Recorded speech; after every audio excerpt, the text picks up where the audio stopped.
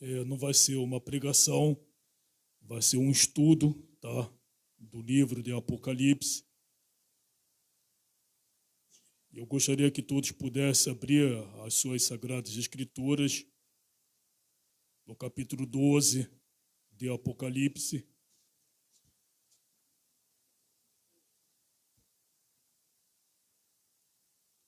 Eu vou desenvolver todos os versículos deste capítulo. Entretanto, nós vamos ler apenas agora o primeiro versículo. E no decorrer da mensagem a gente vai desenvolvendo. Portanto, assim está escrito no capítulo 12 do livro do Apocalipse, no primeiro versículo. Viu-se grande sinal no céu, a saber, uma mulher vestida do sol, com a lua debaixo dos pés e uma coroa de 12 estrelas na cabeça. Amém? Pode todo mundo sentar, fazendo um favor.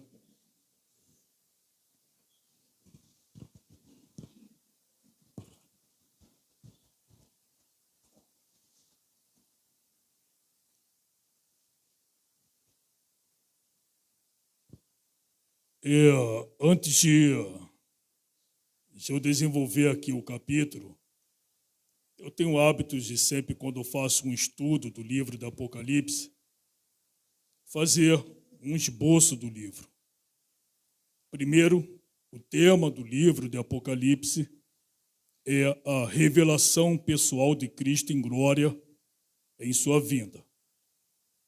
Eu já falei isso aqui antes, entretanto, é importante falar novamente. O primeiro capítulo do livro de Apocalipse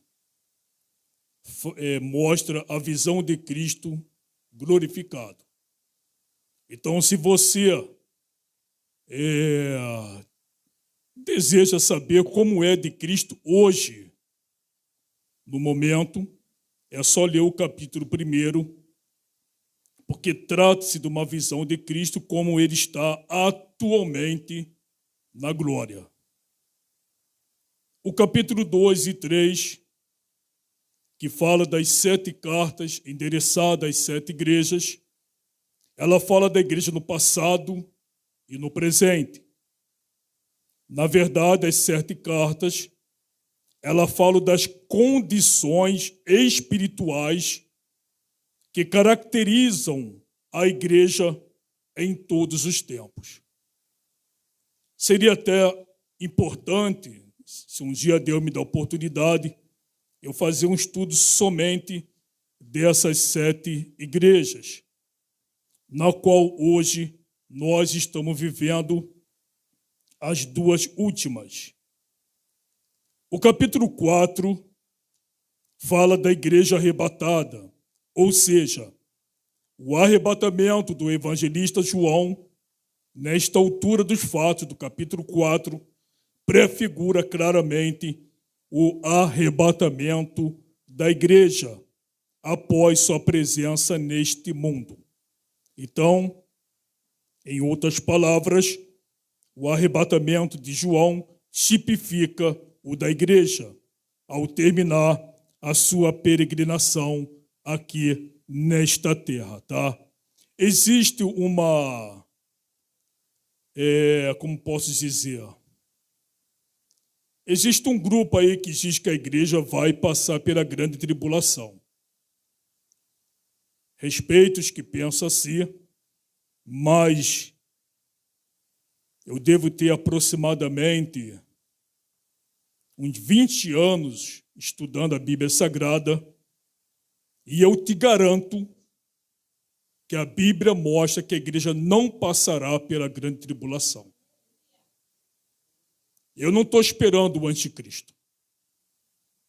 Eu estou esperando o Filho do Homem.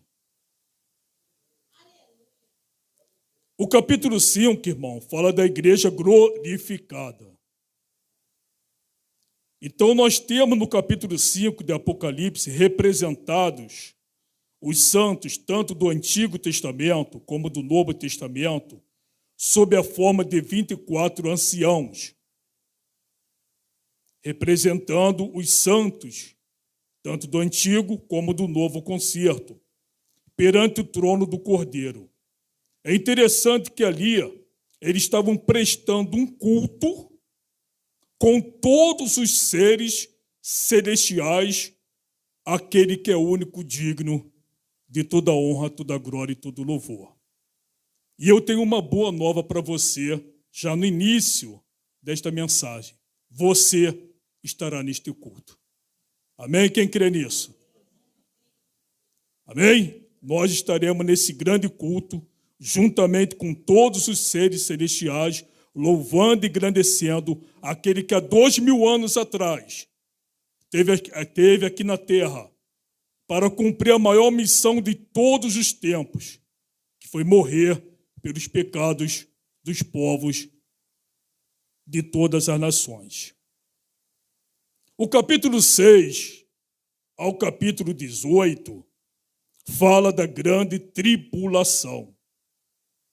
Aí eu anotei aqui algumas coisas, que a grande tribulação é um período de aflição sem paralelo que sobrevirá aos judeus e aos gentios após o rapto da igreja, após nós sermos arrebatados.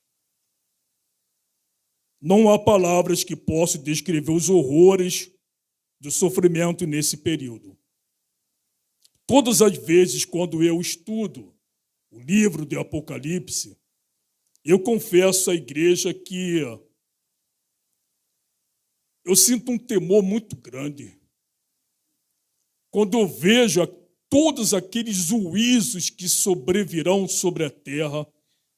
Eu fico pensando, meu Deus, como será terrível esse período da grande tribulação, que é, na verdade, a 70ª semana de Daniel, que também nós vamos falar aqui. Amém? Vocês já ouviram falar sobre as 70 semanas de Daniel? Tem muito crente que não sabe disso, entendeu?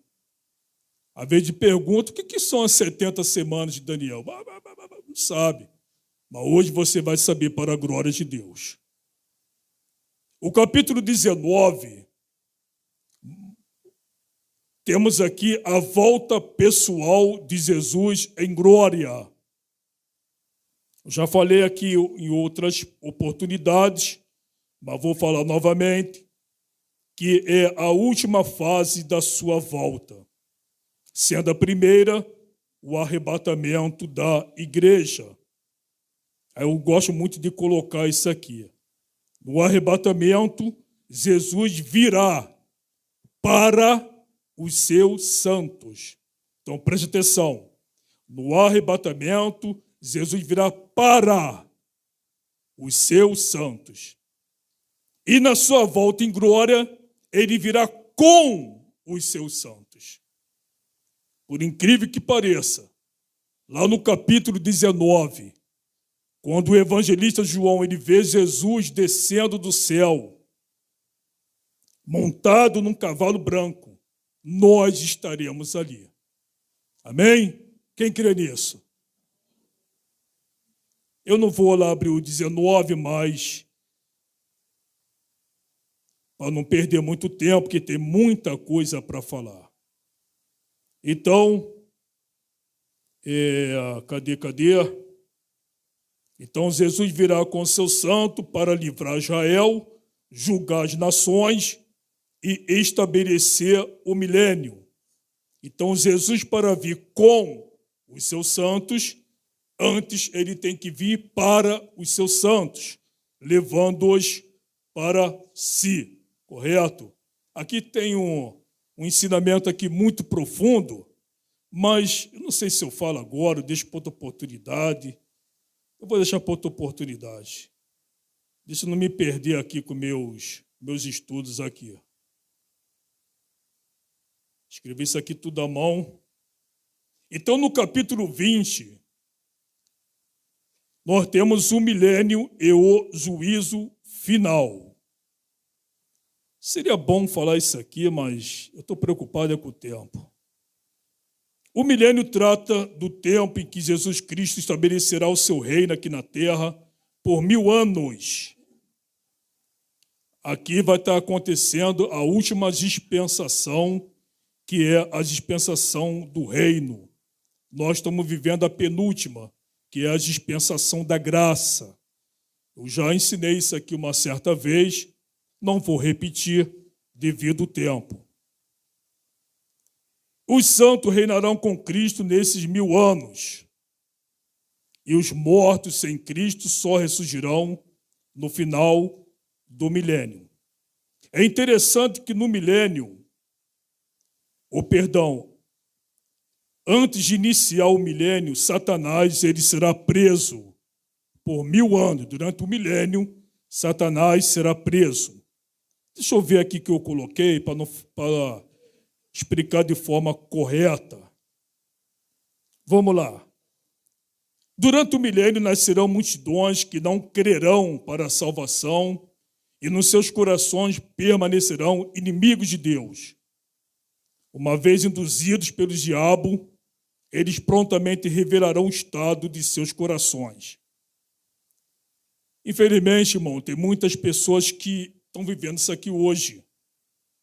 Eu conheço pessoas que dizem, como eu, que creem em Jesus, creem na Bíblia, muitas vezes são membros de uma denominação local, entretanto, não têm vergonha de mostrar ódio e desprezo pelo seu próximo, de xingar e palavrões sem nenhum pesar na consciência.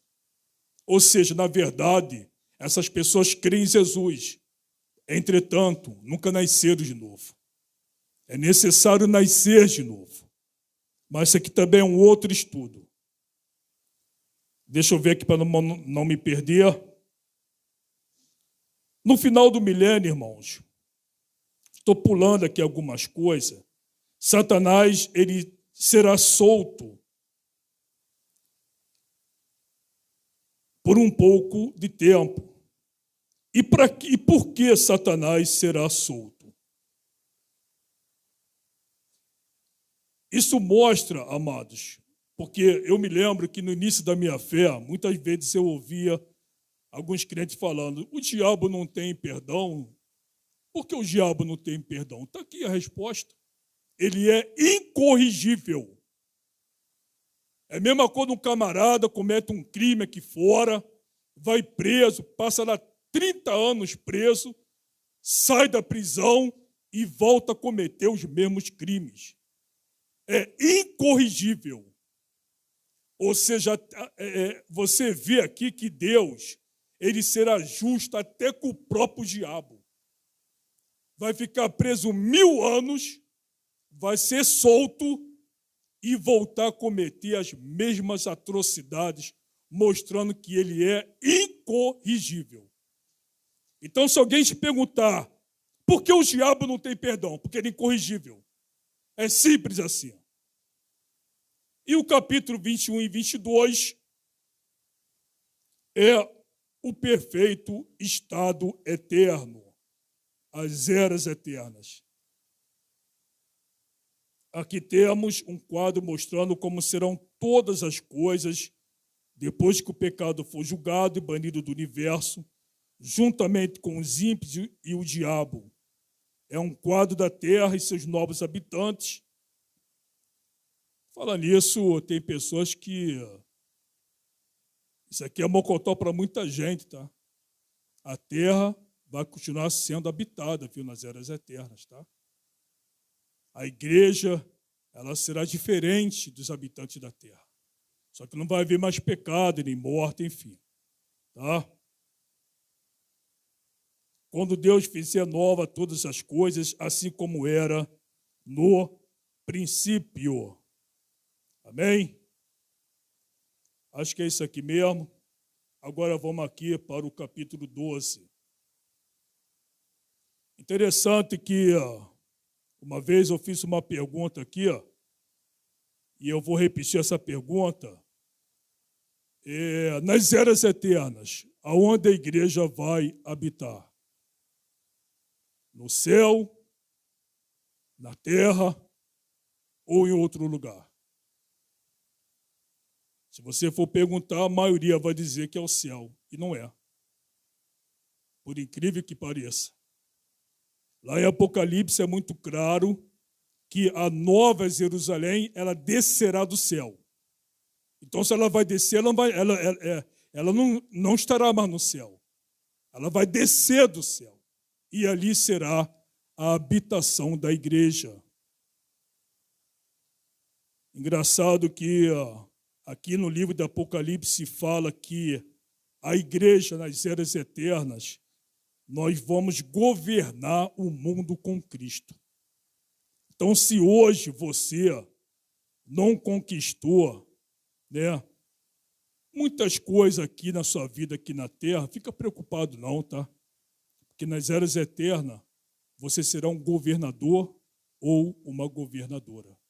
Amém? Então vamos aqui para o capítulo 12 de Apocalipse. Na verdade, o capítulo 12 de Apocalipse começa no versículo 19 do capítulo 11. Eu vou explicar aqui uma coisa para vocês, que o tempo já está correndo, que a Bíblia Sagrada, ela não foi escrita em capítulos e versículos, tá bom? Isso aqui foi posto na nossa era por grandes estudiosos. Quem acrescentou capítulos na Bíblia foi um estudioso chamado Stephen Langton, em 1228, que acrescentou os capítulos na Bíblia, e isso facilitou muito o nosso manuseio. E em 1560, um outro estudioso, chamado Robert Stephanus, que acrescentou os versículos, facilitando mais ainda o nosso estudo. Amém? Então, eu vou ler aqui o versículo 19. Quem quiser me acompanhar, tá? Isso aqui é um estudo. E também está aberto também para alguém quiser falar alguma coisa, uma pergunta, enfim. Aqui no versículo 19, tá? Abriu-se então o santuário de Deus, que cheaça no céu, e foi vista a arca da aliança no seu santuário, e sobrevieram relâmpagos, vozes, trovões, terremoto e grande saraivada. Eu não vou dar um estudo completo aqui do versículo 19, mas apenas vou passar aqui para você o seguinte. Vou até já virar aqui a folha, o resto vou deixar para outra oportunidade. Nós vemos aqui no versículo 19, no capítulo anterior, a arca da aliança. Aí talvez alguém pode pensar, será que a arca da aliança, que estava lá no templo em Jerusalém, ela foi transportada milagrosamente, agora se encontra no céu? Não. Por quê, irmão Marcelo? Vou explicar aqui para você. Vamos lá.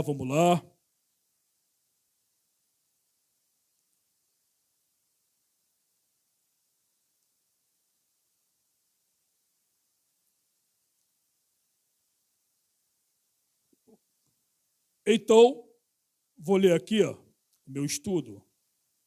Estão enganados que pensam, né, que a arca da aliança ela foi transportada milagrosamente para o céu, porque as peças do tabernáculo eram tão somente uma espécie de cópia de seus originais existentes no céu.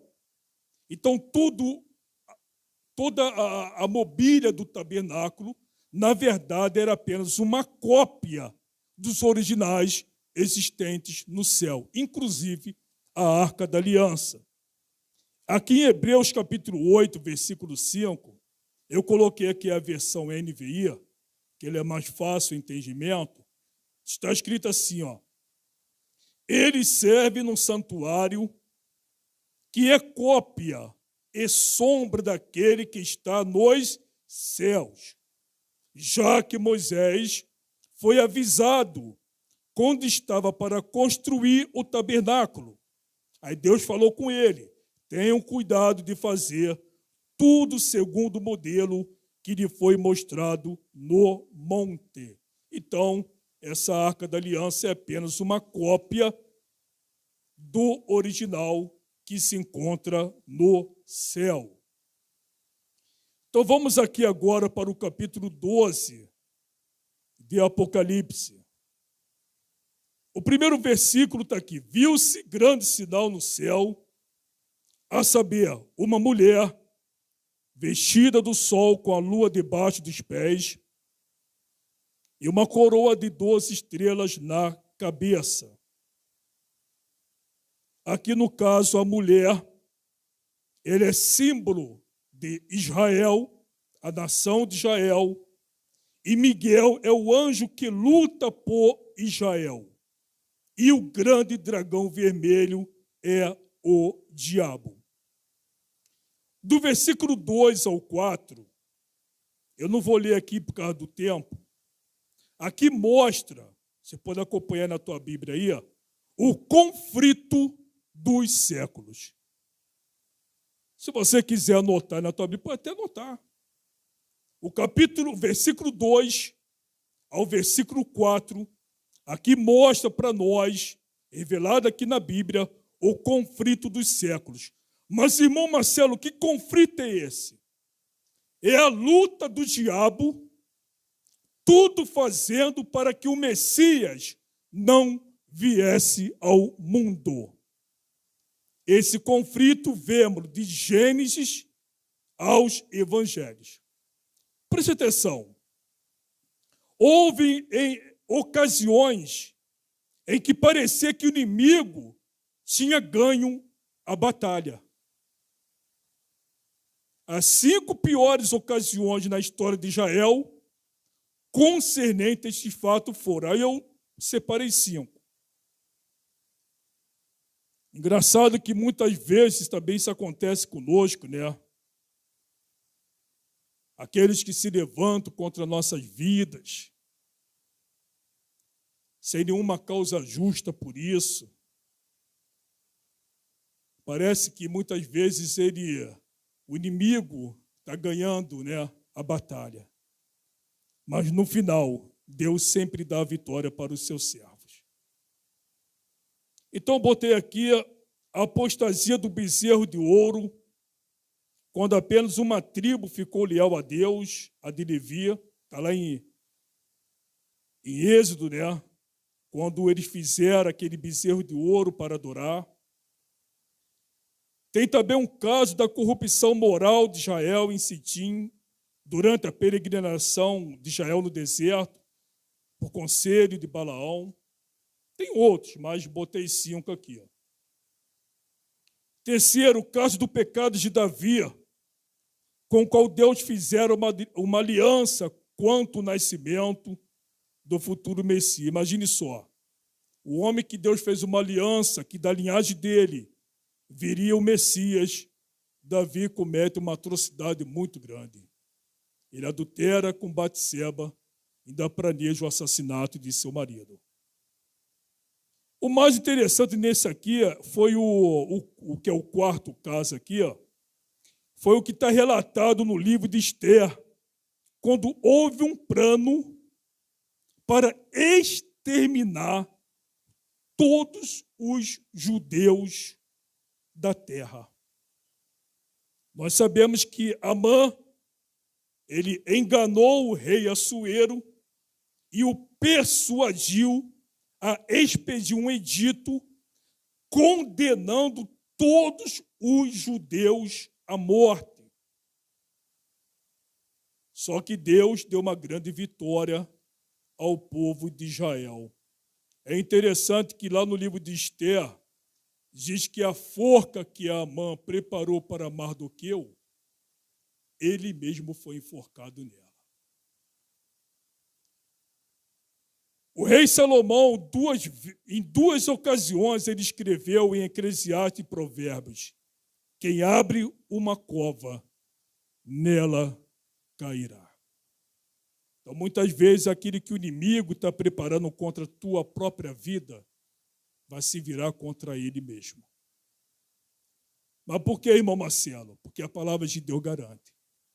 Aquele que abre uma cova, nela cairá. Porque tem pessoas que são assim, irmão, que maquinam, planejam o mal contra o seu próximo. Mas mal ele sabe que aquilo que ele está planejando contra a tua vida, ele mesmo vai cair nela. E o quinto caso que eu botei aqui, que foi o decreto do rei Herodes, que foi a matança de todas as crianças, né, de 2 anos para baixo, para que naquele meio Jesus fosse morto. Então nós vemos aqui o conflito dos séculos, o adversário tentando impedir que o Messias viesse cumprir a sua missão. É interessante que Jesus, ele não queria o trono de Herodes. Ao contrário, ele queria reinar no coração de Herodes. Jesus desejava dar a Herodes a vida eterna e não tirar aquilo que ele possuía. Portanto, irmãos, não tenham medo de Cristo, mas dê a Ele nesta noite o trono de sua vida. Amém? A conclusão que eu tirei aqui, amados, que eu até anotei aqui, veio... Eu estava escrevendo isso aqui em casa, antes de vir para cá, e veio isso dentro de mim, e eu anotei aqui que esse conflito dos séculos, na qual o diabo perdeu, mostrou para mim, e eu vou passar aqui agora para a igreja, que ninguém, preste muito bem atenção aqui, ninguém é capaz de frustrar os planos de Deus. É forte, né? Ninguém, irmãos, pode ser quem for, pode ser o mais poderoso da face da terra. Aquilo que Deus, Ele preparou para a sua vida, o inimigo não vai conseguir impedir. Porque os planos de Deus, eles não podem ser frustrados. Em todos esses momentos críticos, o inimigo perdeu a batalha. Por fim, numa memorável noite, os anjos anunciaram o nascimento do Salvador, o qual caminhou resoluto em direção ao Calvário, onde, por fim, bradou agonizante, mas triunfantemente: está consumado.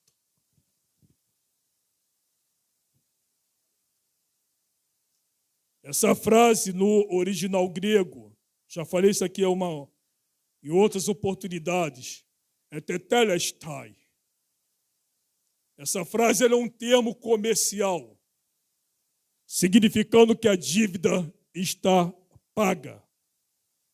É como uma pessoa que compra um carro, uma casa, a prestação, aí todo mês pagando aquela prestação cara, aí quando chega a última parcela, ele vai lá e quita, aí ele dá um brado: está pago, está completo, foi pago.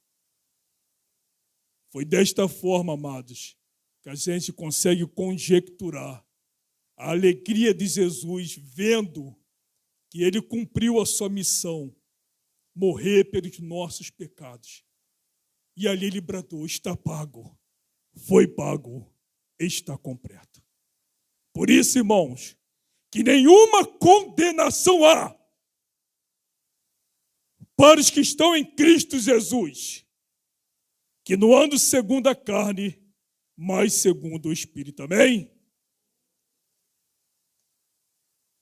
Então pode abrir a boca e falar: olha, Jesus há 2000 anos atrás, ele pendurado lá no Calvário, ele bradou: Marcelo, os teus pecados estão pagos. E ponto. Não tem 3 pontinhos.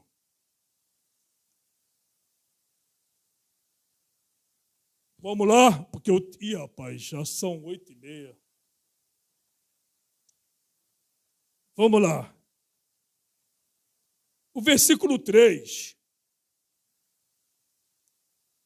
fala aqui: dragão grande, vermelho, com 7 cabeças, 10 chifres, nas cabeças 7 diademas. Aí eu coloquei aqui, ó. O dragão com 7 cabeças, isso fala da sua plenitude de astúcias. 10 chifres, seu imenso poderio. 7 diademas, seu domínio. O dragão era vermelho. Vermelho é a cor do sangue e do fogo. Isso indica, como sabemos, que ele é o provocador de mortes, guerras, intrigas, contendas e tensões individuais e coletivas, que, por fim, muitas vezes termina em morte. Engraçado que existem pessoas que criam intrigas. E muitas vezes pessoas que se declaram seguidores de Cristo. Pessoas que criam contendas, tensões individuais. Muitas vezes tem uma pessoa que às vezes não fala com você e você não sabe nem o motivo. É porque existe um intermediário que na sua frente ele fala com você e por trás ele fala mal de você. E isso aqui, irmãos, por incrível que pareça, é obra de Satanás. Então, quem pratica essas coisas, me perdoe, está do lado do inimigo e não de Jesus. Eu coloquei aqui 2 referências bíblicas, vou ter que passar, por causa do tempo. Versículo 4. A sua cauda arrastava a 1/3 parte das estrelas do céu. Essas estrelas aqui significam anjos, tá?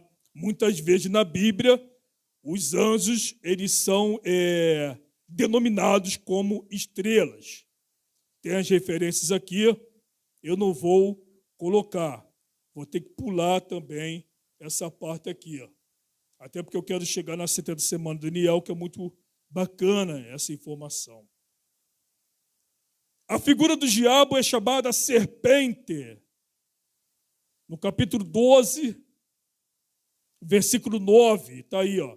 E foi expulso o grande dragão, a antiga serpente. É interessante que lá em Gênesis, quando você lê lá que a serpente enganou Eva, né, fazendo com que ela comesse do fruto proibido, mas ali no texto não diz que a serpente era o diabo. Tu pode abrir lá, ler o capítulo todinho. Então, como você pode afirmar que aquela serpente que enganou os nossos pais lá no princípio da criação era o diabo? Está aqui, ó. A resposta está na própria Bíblia.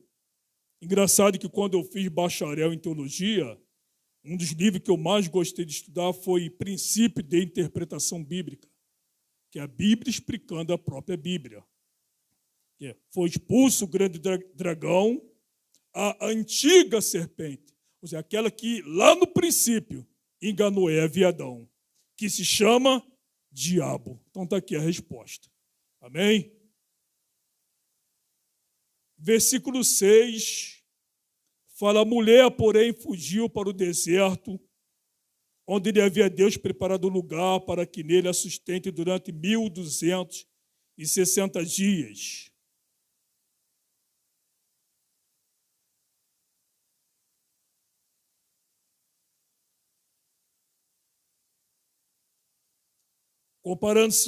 Comparando-se o final do versículo 5 com o versículo 6, Note que na narrativa não há qualquer intervalo de tempo entre a ascensão de Jesus ao céu e a fuga de Israel para o deserto. É que com a ascensão de Jesus para o céu, lá no versículo 5, teve início o intervalo de tempo da igreja. Nós vamos aqui agora entrar nas 70 semanas de Daniel. Entre a 69ª e a 70ª semana de Daniel. Nós vamos falar agora sobre isso aqui. Então, veja bem, aqui está falando que entre a ascensão de Jesus e Israel fugindo para o deserto, há aqui um intervalo de tempo. Esse intervalo é o intervalo da igreja, conforme está em Daniel, capítulo 9. Abre aí comigo aí, fazendo um favor. Daniel, capítulo 9, acho que é versículo 24.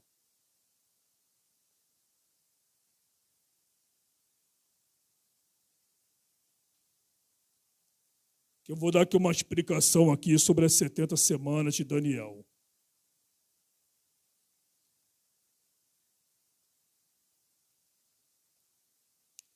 Peço perdão que eu estou muito rápido, que eu estou olhando o tempo, irmãos. Eu acho que eu não... Esse estudo aqui, eu não sei se eu vou conseguir completar. Então, no versículo 24 de Daniel, fala aqui, 70 semanas estão determinadas sobre o teu povo. Quem era o povo de Daniel? Quem? Os judeus. Então, essas 70 semanas não se refere à igreja. A última semana, que é a grande tribulação, não tem nada a ver com a igreja. Esses que pregam que a igreja vai passar pela grande tribulação, tem que estudar mais um pouquinho. Porque a Bíblia revela outra coisa. Para fazer cessar, e sobre a tua santa cidade, para fazer cessar a transgressão, para dar fim aos pecados, para expiar a iniquidade, para trazer a justiça eterna, para selar a visão e a profecia, e para ungir o santo dos santos. Então vamos lá. 70 semanas são 490 anos. Então, o primeiro grupo de semanas são 7 semanas, que corresponde a 49 anos. Versículo 25 do capítulo 9. Sabe e entende, desde a saída da ordem, para restaurar e para edificar Jerusalém, até ao ungido, aqui até Cristo, Messias, ao príncipe, 7 semanas. É interessante que isso aqui, amados, se cumpriu de uma forma, de uma exatidão muito grande. Então vamos lá. Essas 7 semanas é o período que iniciou com o decreto de reconstrução de Jerusalém, o qual foi baixada em 445 a.C. por Artaxerxes Longímano. O capítulo 2 de Neemias descreve a ocasião desse decreto e, de acordo com a profecia, no fim dos 49 anos, a cidade de Jerusalém estaria reconstruída. Agora nós vamos para o segundo grupo de semanas. Também está aqui no versículo 25. 62 semanas, que corresponde a 434 anos. Então, nesse período surge quem? O Messias, Cristo. E ele é morto. E logo depois ocorreu a destruição de Jerusalém pelos romanos em 70 depois de Cristo. Vamos ler aqui, Depois, versículo 26.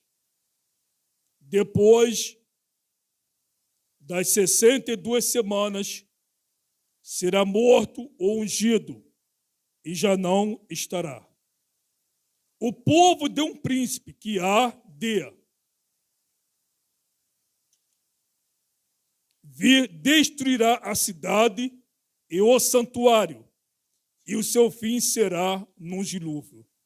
E até ao fim, essa frase aqui, ó, e até o fim, é exatamente o intervalo da igreja, que já corresponde a mais de 2000 anos.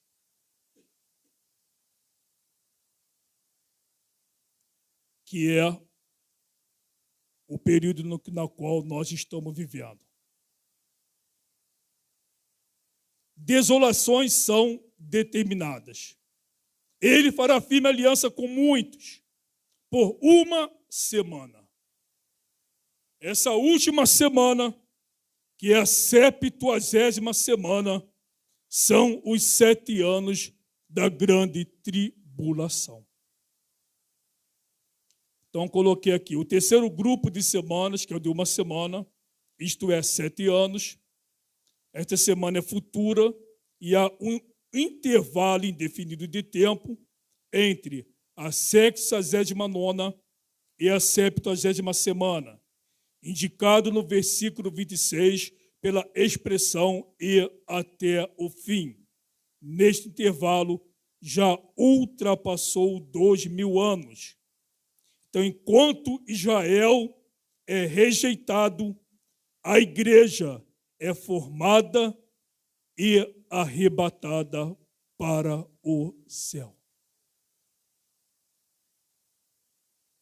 Então, antes de cumprir a última semana de Daniel, que é o período da grande tribulação, a igreja ela está sendo formada, está sendo preparada e, por fim, será arrebatada. E após o arrebatamento da igreja, virá a 70ª semana de Daniel, que é o quê? Os 7 anos da grande tribulação. Amém? Então vamos voltar lá para o capítulo 12.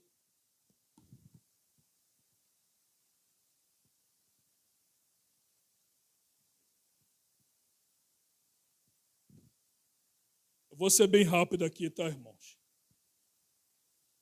Eu não sei se eu estou conseguindo passar para a igreja esse estudo. Eu acho que eu estou... Não sei se eu estou conseguindo passar de forma adequada esse estudo para a igreja. É porque, de fato, é muita coisa e eu tenho que correr o tempo. Deixa eu ver aqui, meus irmãos.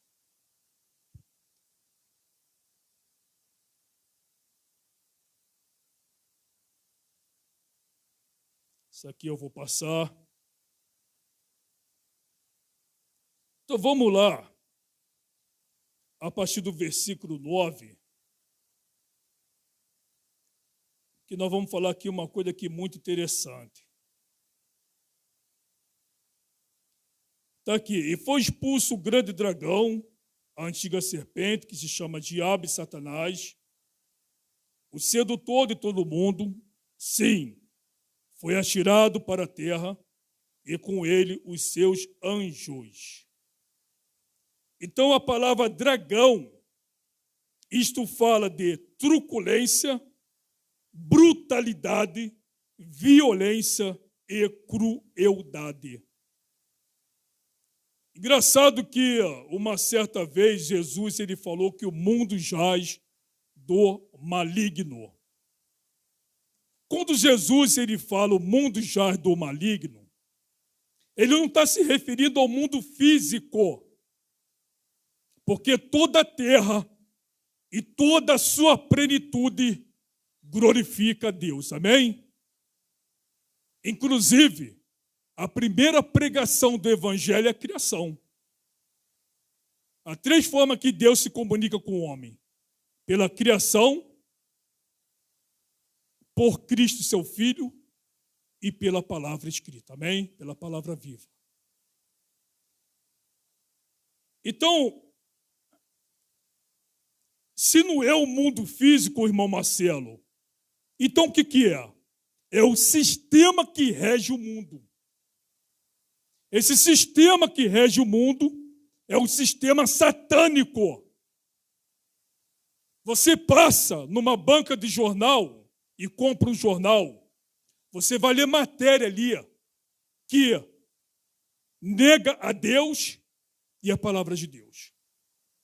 Tu vai assistir um filme, existem cenas ali que nega a Deus, nega a palavra de Deus e nega as verdades de Deus. Tu vai ler uma revista, você vai encontrar textos ali que nega a Deus, a palavra de Deus e a sua verdade. Tu vai estudar, tanto em colégio como em universidades. Existem disciplinas que negam a Deus, a palavra de Deus e a verdade de Deus. Então é muito simples você identificar que esse sistema que rege o mundo é satânico. A antiga serpente.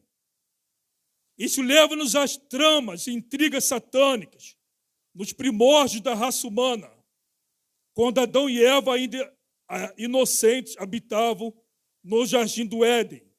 Diabo, o termo significa acusador, caluniador. Vem de um verbo que significa lançar de um lado para o outro. Enfim, fustigar, fomentar, intrigas, tentar e provocar.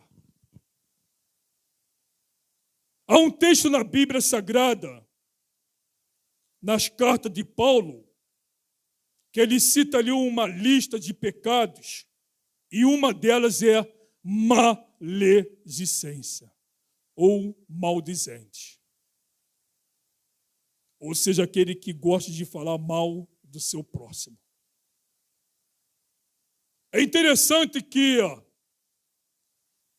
o filósofo Sócrates, ele foi um homem da antiga Grécia, que ele tinha uma enorme reputação de um homem de uma grande sabedoria.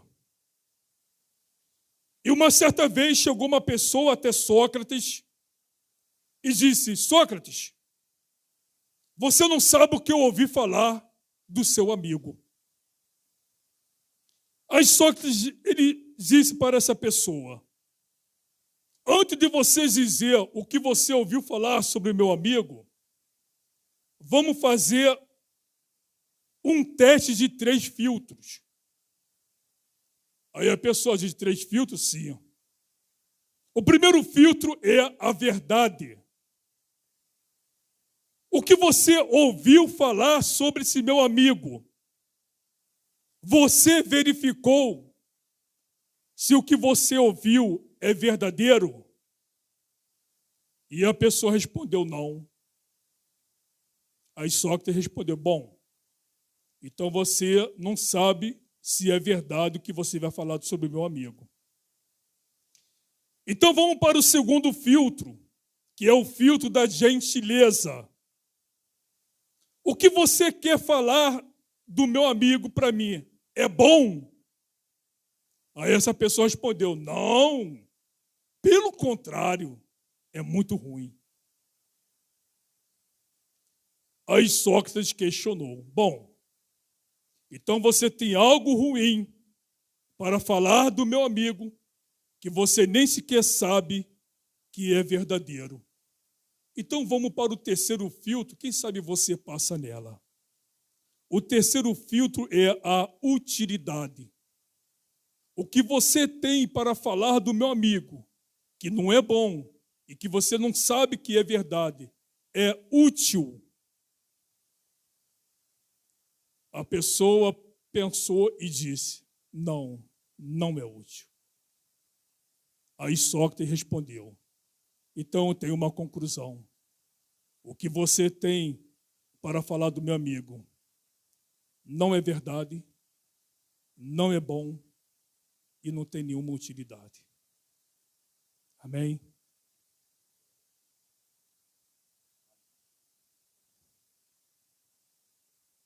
Satanás significa adversário, aquele que sempre se opõe. É um termo hebraico, enquanto diabo é grego, talvez significando que para os judeus e gentios está chegando o tempo do confinamento do príncipe das trevas. Sedutor, está aqui, está bem no mesmo versículo. É uma das atividades principais de Satanás. É enganar, iludir, trapacear, falsificar, apresentar o falso como verdadeiro. Aqui está, irmão, sabe o quê? As heresias. Tem muitas seitas heréticas que tem nas suas mãos esse livro aqui. Imitar, mistificar. Isso ele faz em todas as áreas e esferas, tanto individual como em grupo. Ele faz com que nos enganamos até com nós mesmos. Irmão, vou ter que pular aqui muita coisa. Me perdoe, irmãos. Outro acusador, só que eu não vou ter tempo de falar sobre isso aqui.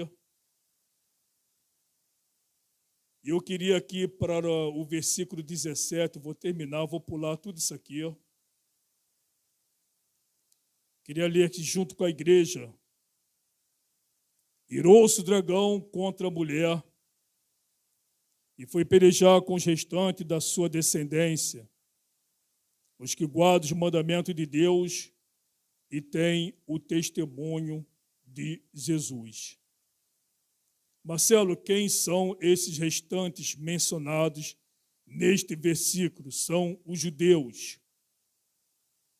São restantes da sua descendência, aqueles que creram pelo testemunho dos 144 mil judeus que estarão na terra de Israel. Eu vou aqui ser muito rápido aqui. Esses 144 mil judeus, 12 mil de cada tribo, eles foram preservados durante a grande tribulação para testemunharem de Cristo no lugar da igreja. Por quê, irmão Marcelo? Porque Deus nunca fica sem testemunho na terra. A igreja não estará na grande tribulação e esses 144 mil judeus testemunharão o santo evangelho de Jesus Cristo. Entretanto, irmãos, lá no capítulo 14, do versículo 1 ao 5 de Apocalipse, esses 144 mil judeus vão aparecer agora no céu, ou seja, eles serão mortos no período da grande tribulação. Engraçado que lá nesses versículos, não vou ler aqui agora, é uma informação importante que fala assim, não se macularam com mulheres. Esse não se macularam com mulheres não é que eles não coabitaram com mulheres ou com suas esposas, enfim. Isso aqui significa, irmão, que eles não praticaram religiões falsas. Ou seja, eles não fizeram parte da falsa igreja do anticristo. Amém? Então, isso tem um sentido espiritual. Tá bom?